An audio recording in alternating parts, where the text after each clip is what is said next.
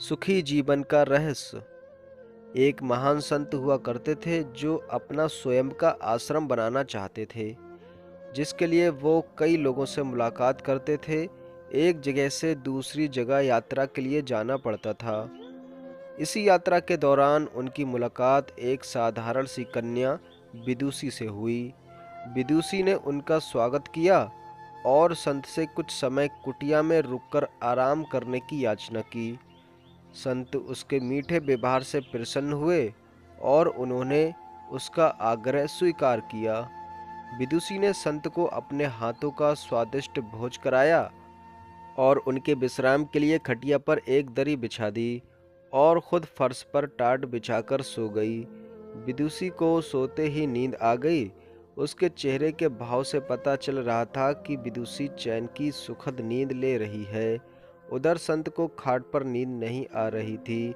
उन्हें मोटे नरम गद्दे की आदत थी जो उन्हें दान में मिला था। वो रात भर विदुषी का सोच रहे थे कि वो कैसे इस कठोर जमीन पर इतने चैन से सो सकती है। दूसरे दिन सवेरा होते ही संत ने विदुषी से पूछा कि तुम कैसे इस कठोर धरा पर इतने चैन से सो रही थी। तब उसने बड़ी सरलता से उत्तर दिया, हे गुरुदेव, मेरे लिए मेरी ये छोटी सी कुटिया एक महल के समान ही भव्य है। इसमें मेरे श्रम की महक है। अगर मुझे एक समय भी भोजन मिलता है तो मैं खुद को भाग्यशाली मानती हूँ। जब दिन भर के कार्यों के बाद मैं इस धरा पर सोती हूँ तो मुझे माँ की गोद का आत्मीय एहसास होता है। मैं दिन भर के अपने सत्कर्मों का विचार करते हुए चैन की नींद सो जाती हूँ। मुझे एहसास भी नहीं होता कि मैं इस कठोर धरा पर हूँ। ये सब सुनकर संत जाने लगे। तब विदुषी ने पूछा, हे गुरुवर, क्या मैं भी आपके साथ आश्रम के लिए धन एकत्रित करने चल सकती हूँ? तब संत ने विनम्रता से उत्तर दिया, बालिका, तुमने जो मुझे आज ज्ञान दिया है उससे मुझे पता चला कि चित्त का सुख कहाँ है।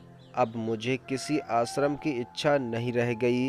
यह कहकर संत वापस अपने देश लौट गए और एकत्रित किया धन उन्होंने गरीबों में बांट दिया और स्वयं एक कुटिया बनाकर वहां पर रहने लगे। शिक्षा। तो दोस्तों, इस कहानी से हमें ये शिक्षा मिलती है कि आत्म शांति एवं संतोष ही सुखी जीवन का रहस्य है। जब तक इंसान को संतोष नहीं मिल सकता, वो जमीन की मोह माया में फंसा ही रहता है और जो इस मोह माया में फंसता है उसे कभी चैन की नींद नहीं मिलती।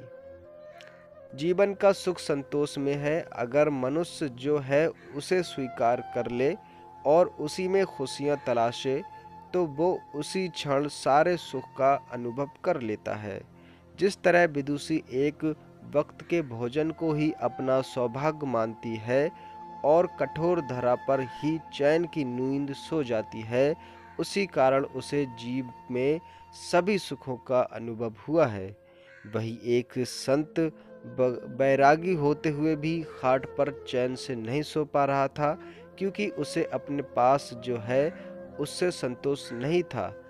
जिस दिन उसने यह सत्य स्वीकार कर लिया, उसे एक कुटिया में भी अपार शांति का अनुभव होने लगा। तो ये थी आज की कहानी। अगर आपको हमारी कहानी अच्छी लगी तो वीडियो को लाइक करें, शेयर करें। रोजाना इसी तरह की मज़ेदार कहानियाँ देखने के लिए हमारे चैनल को सब्सक्राइब करें। Thank you. Bye bye.